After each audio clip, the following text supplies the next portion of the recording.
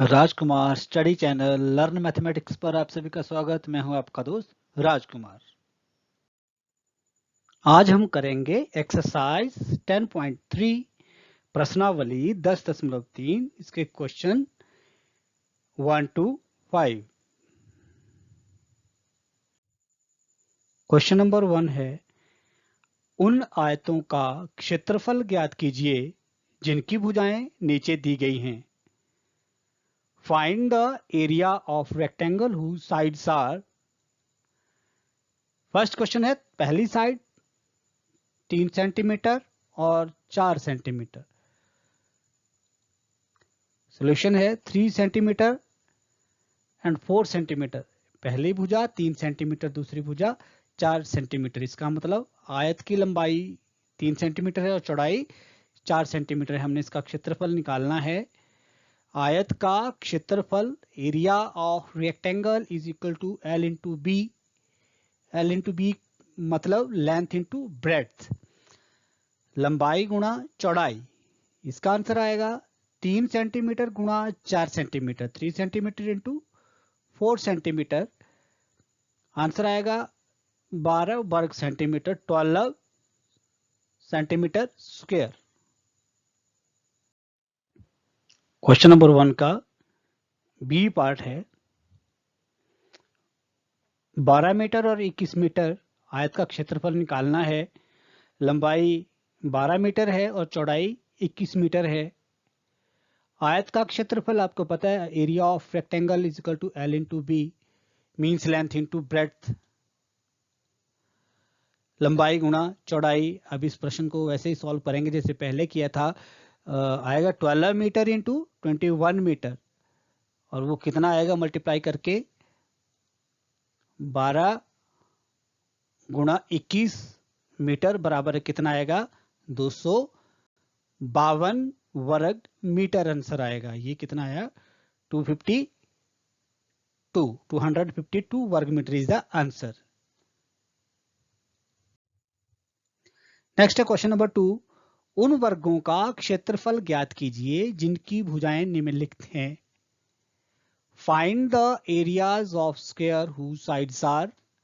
तो first question है second का, वर्ग की भुजा है 10 centimetre. We have given the side of square 10 centimetre. अब वर्ग का क्षेत्रफल आपको पता है, area of square is equal to L into L, length into length, side into side या भुजा गुणा भुजा। तो भुजा कितनी है 10 है, 10 सेंटीमीटर इंटू 10 सेंटीमीटर, और इस वर्ग का क्षेत्रफल कितना आया 100 सेंटीमीटर स्क्वायर, 100 वर्ग सेंटीमीटर। ये इस वर्ग का क्षेत्रफल है। नेक्स्ट है, वर्ग की भुजा है 5 metre, 5 metre is the side of square. हल है 5 मीटर, दी गई है भुजा।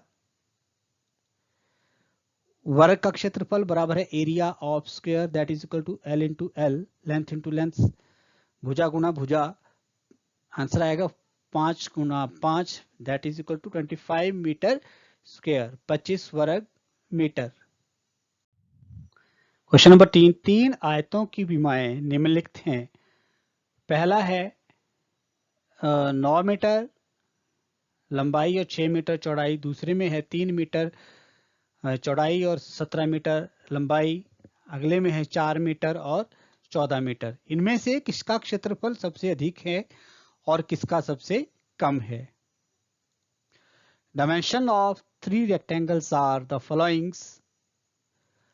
First 9 meter and 6 meter, second है 3 meter and 17 meter, C है 4 meter and 14 meter. Which one has the largest and which one has smallest? इसका करेंगे आयत का क्षेत्रफल, आपको पता है area of rectangle is equal to length into breadth. अब पहले का आएगा 9 मीटर गुणा 6 metre, 9 metre into 6 metre that is equal 54 metre square. दूसरे में बी 3 मीटर और 17 मीटर है, 3 metre into 17 metre that is equal to 1 metre square. Second जो है इसका आंसर है 51 मीटर स्क्वायर। तीसरा जो आयत है इसका क्षेत्रफल कितना आएगा, 4 मीटर गुणा 14 metre, 4 metre into 14 metre, that is equal to 56 metre square. अब यहां पर सी में इस आयत का क्षेत्रफल सबसे ज्यादा है, बड़ा है, और बी में सबसे कम है 51 metre square. C has the largest and B has smallest area। यहां पर हमें पता लगा कि C का सबसे कम ज्यादा क्षेत्रफल है और B का सबसे कम है। अब हम करेंगे क्वेश्चन नंबर 4। 50 मीटर लंबाई वाले एक आयताकार बगीचे का क्षेत्रफल 300 वर्ग मीटर है। बगीचे की चौड़ाई ज्ञात करो। The area of a rectangle garden 50 meter long is 300 square meter. Find its width। हल, आयत की लंबाई, length of rectangle is equal to 50 metre, 50 metre. आयत का क्षेत्रफल, एरिया ऑफ रेक्टेंगल 300 वर्ग मीटर, ये दिया है हमारे पास, गिवन है। अब हम क्या करेंगे, आयत की चौड़ाई निकालनी है, विड्थ ऑफ ए रेक्टेंगल। इसका फॉर्मूला है आयत का क्षेत्रफल बटा आयत की लंबाई, area of rectangle upon length of rectangle. Area of rectangle, आयत का क्षेत्रफल कितना है, 300 वर्ग मीटर, 300 मीटर इंटू मीटर, वर्ग मीटर को हम ऐसे लिख सकते हैं, metre into metre.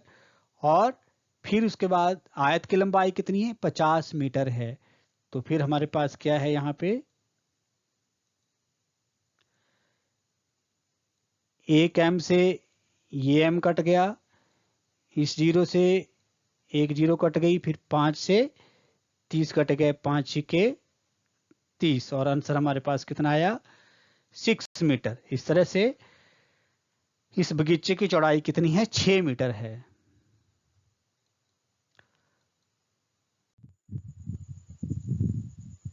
Question number 5। 500 metre लंबाई 200 मीटर चौड़ाई वाले एक आयताकार भूखंड पर रुपए प्रति 100 वर्ग मीटर की दर से टाइल लगाने का व्यय ज्ञात कीजिए। What is the cost of tiling a rectangular plot of land 500 meter long and 200 meter wide at the rate of rupees 8 per 100 square meter? हल, आयताकार भूखंड की लंबाई, length of rectangular plot 500 metre, 500 metre. उसके बाद है आयताकार भूखंड की चौड़ाई, breadth of rectangular plot is equal to 200 metre. अब हम निकालेंगे इसका क्षेत्रफल। आयताकार भूखंड का क्षेत्रफल, area of rectangular plot is equal to लंबाई इंटू चौड़ाई, that is equal length into breadth, L into B. वो कितना आया, 500 मीटर गुणा 200 मीटर। 500 गुणा 200 को अगर हमने गुणा किया तो ये आया 1 लाख वर्ग मीटर, 1 लाख स्क्वायर मीटर। 100 वर्ग मीटर में टाइल लगाने का खर्च कितना है, 100 वर्ग मीटर में टाइल लगाने का खर्च गिवन है ये। Cost of tiling 100 square metre is equal to 8 rupees. 100 वर्ग मीटर में टाइल लगाने का खर्च कितना है, 8 रुपए है। 1 लाख वर्ग मीटर में टाइल लगाने का खर्च कितना आएगा, कॉस्ट ऑफ टाइलिंग है 1 lakh square metre, that is equal to 8 गुणा 1 लाख बटा 100, कितना आया हमारे पास, 8 इंटू 1 लाख अपॉन 100। अब हम क्या करेंगे, एक जीरो से ये जीरो कटी, दूसरी जीरो से दूसरी जीरो कटी, हमारे पास कितना बचा, 8 गुणा 1000। 8 गुणा 1000 को जब मल्टीप्लाई करेंगे तो हमारे पास कितना आएगा, 8000 रुपए आएगा। इस तरह से हमने ये प्रश्न भी हल कर लिया कि अगर एक प्लॉट की, अगर एक भूखंड की लंबाई 500 मीटर है और चौड़ाई 200 मीटर है, तो उसमें 1 वर्ग मीटर 100 वर्ग मीटर में अगर 8 रुपए लगते हैं टाइल लगाने में, तो पूरे उसमें कितना लगेगा, कितना खर्च आएगा, तो उसमें 8,000 रुपए खर्च आएगा। बच्चों, आज हमने एक्सरसाइज 10.3 के क्वेश्चन नंबर 1 to 5 किए।